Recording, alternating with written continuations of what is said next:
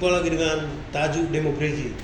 Seperti biasa, kita selalu menghadirkan narasumber yang kredibel, membahas tentang sosial, budaya, politik, dan berbagai hal, terutama menyangkut masalah lokal. Tapi hal yang sangat penting untuk kita bicarakan saat ini berkaitan dengan masalah pilkada yang akan menyusul September 2024. Dan sini ada seorang narasumber yang saya katakan memang banyak dikenal orang lah, karena beliau ini pernah menjadi tukang kritik habis lah, karena seperti itu, seorang aktivis. Langsung saya sebut Powerful City. Salam jumpa Bung Power. Salam jumpa Bang Imran. Iya, oke.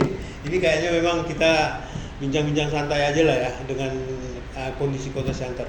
Kabarnya ada nyebut-nyebut tuh, bahkan ada udah deklarasi tuh, katanya mau jadi calon wali kota. Ya memang kita sudah putuskan pada tahun 2024 ini kita akan maju untuk menjadi calon wali kota Siantar. Ini niatan sebenarnya berangkat dari pergumulan yang sudah panjang, karena kita menggeluti sebagai kontrol sosial di Kota Pematang Siantar. Banyak ide dan gagasan serta saran yang kita sampaikan selama ini untuk kepala daerah di Kota Pematang Siantar, namun tidak bisa direalisasikan. Sehingga kita harus memutuskan, berarti harus mengambil tongkat puncuk pimpinan di Kota Siantar, yaitu wali kota, untuk menciptakan suatu inovasi atau perubahan yang baru di Kota Siantar, Pak Indra. Jadi berarti benar ya, serius lah ini ya. Oh benar. Serius ya. Kita serius, kita akan maju dari jalur partai politik dan kita juga sudah lakukan komunikasi di beberapa partai, dan insya Allah mudah-mudahan di bulan 5 atau bulan 6 sudah ada kabar yang positif dari DPP partai yang kita jalin komunikasi. Oke. Yang jelasnya untuk menjadi calon wali kota ada tahapan-tahapan lah yang akan dilakukan selain daripada popularitas. Betul. Elektabilitas. Aku pikir kalau popularitas nggak diragukan, tapi elektabilitas ada nggak penjajakan yang dilakukan saat ini gitu? Kalau sampai dengan saat ini kita tim juga sudah terbentuk di 8 kecamatan dan saat ini juga sedang bekerja membentuk di 53 kelurahan. Sudah ada isu yang sedang dikemas juga untuk mengambil aspirasi dari masyarakat, karena prioritas dari kita yang kita bawakan tagline-nya Siantar Kota Aman. Siantar Kota Aman ini menggambarkan bagaimana banyak aspek kebutuhan yang prioritas di masyarakat itu harus dalam kondisi aman, seperti ekonomi aman, pendidikan aman, kesehatan aman, dan begitu juga di pemerintah juga harus aman. Nah, dengan kondisi ini kita sekarang tim sedang bersama-sama dengan masyarakat di 8 kecamatan dan juga ada deklarasi di 8 kecamatan yang dilakukan oleh teman-teman anak-anak muda, dan prioritas-prioritas kita juga hal yang menjadi kebutuhan dasar dari masyarakat, Bang Imran. Iya. Tapi yang jelasnya ini tokoh muda lah kita katakan, karena kelahiran 94 kalau nggak salah ya. Betul Bang Imran. Jadi memang beliau ini bisa disebut, karena memang tadi disinggung timnya orang-orang muda. Betul. Dan pemilih terbanyak itu adalah orang muda. Orang muda. Sebenarnya Bung Fawar, gimana Anda melihat Siantar saat ini? Kalau kita melihat Siantar pada kondisi sekarang, kita seperti merasakan tidak ada nahkoda yang mengarahkan Kota Siantar ini mau dibawa kemana. Jadi seperti tidak ada tujuannya kemana gitu. Kalau kita bisa bawa menjadi sebuah pertanyaan, ya Siantar ini mau dibawa kemana? Kofadis Siantar gitu. Nah, ini Siantar mau dibawa kemana? Karena kita tidak tahu arahnya. Apakah kita akan fokus di bidang ekonomi? Apakah kita akan fokus di bidang pendidikan? Apakah kita akan fokus di bidang infrastruktur? Karena buktinya kalau kita melihat mengacu dari historinya Siantar, kita bilang sebagai kota pendidikan, juga saat ini hampir kita katakan tidak juga. Bahkan kita bisa kalah sekolah-sekolah kita dengan seperti kondisi sekarang yang ada di Lagu Boti dengan di Del gitu ya. Karena anak-anak Siantar juga pada akhirnya banyak yang memilih sekolah di sana. Nah ini kan kita melihat sudah ada proses terdegradasinya apa yang menjadi ikonik atau kelebihan dari kota Siantar. Nah, itu yang menjadi pergumulan kita juga Bang Imran. Ya seharusnya kita mengembalikan itu kembali dan menciptakan hal-hal yang baru kembali untuk meningkatkan kebanggaan kita terhadap kota ini. Ya. Gitu. Ya ini kalau pendidikan dulu orang luar datang ke Siantar ya. Betul, betul. Sekarang kita yang justru datang ke. Kita yang justru keluar. Itu satu kerugian ya. Betul. Kalau dulu kita lihatlah orang dari Toba, dari beberapa kabupaten yang ada di sekeliling Danau Toba, berorientasi sekolah itu ke Siantar. Berorientasi sekolah itu ke Siantar. Bahkan kita bilang banyak tokoh ya. Banyak tokoh seperti Sabam Sirait itu dari Toba. Kita bilang dari Toba, itu sekolahnya di Siantar itu. Banyak tokoh-tokoh yang lain bahkan sekolahnya di Siantar, baru mereka merantau ke tempat lain. Iya. Kalau sekarang kita terbalik, anak-anak Siantar yang sudah SD, SMP ditanya SMA di mana? SMA maunya ke Del. Iya. SMA maunya kemana? Ke Sibolga ya, Mualauli, dan ke sekolah-sekolah yang lain. Bahkan mulai dari SMP ada juga yang sudah memilih ke sekolah lain. Iya. Gitu. Jadi tokoh-tokoh luar yang pernah sekolah di Siantar, mereka mengaku orang Siantar jadinya. Betul. Ya mereka jadinya mengaku orang Siantar karena mereka bersekolah di Siantar. Dan kalau kita lihat Bang Imran dari secara ekonominya juga kita rugi besar. Betul. Ketika per tahunnya ada sekian ribu siswa atau mungkin juga mahasiswa yang keluar kemudian sekolahnya dia tidak di Siantar gitu ya.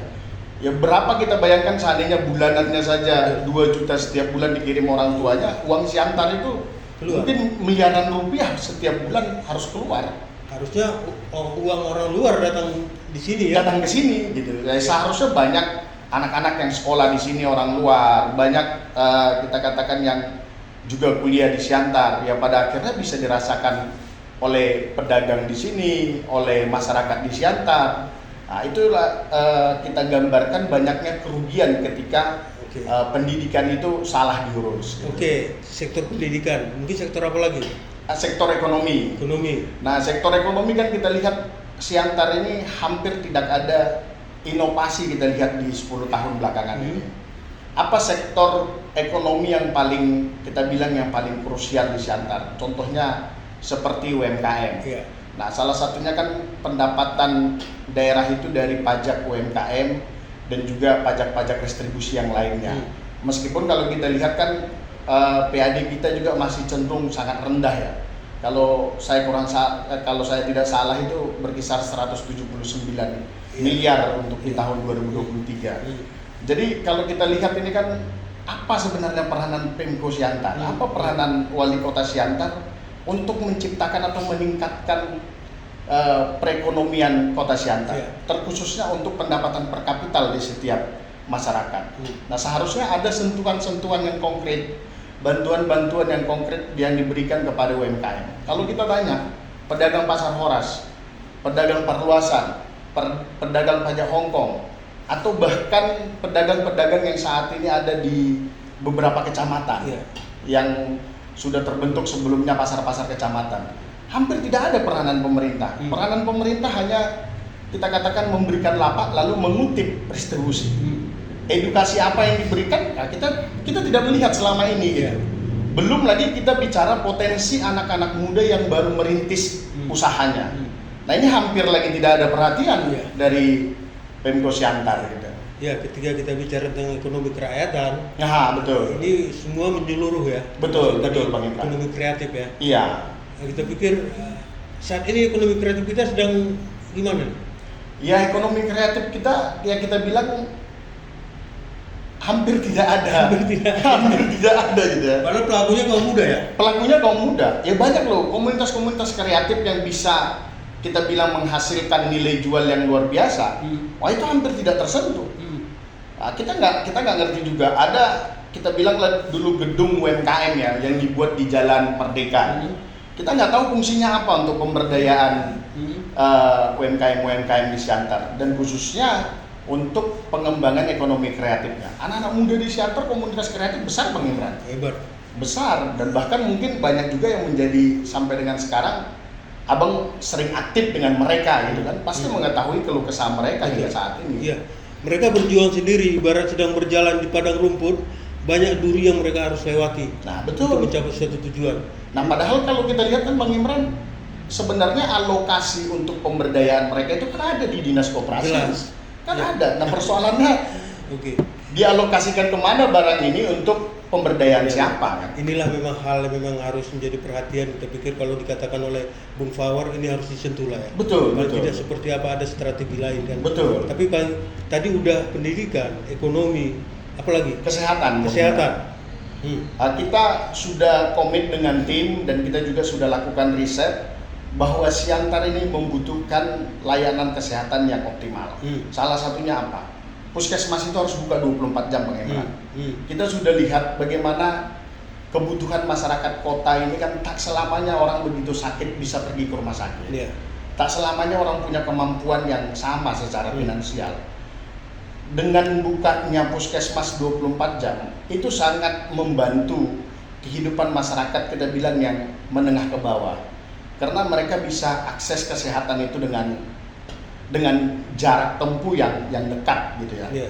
Ya sekarang kan sudah ada pelayanan-pelayanan di puskesmas yang juga ya kita katakan pemerhatian dari pemerintah pusat juga sudah begitu optimal. Hanya saja kita di daerah membutuhkan inovasi seperti adanya kehadiran dokter di situ 24 jam, Ruang rawat inap, gitu ya.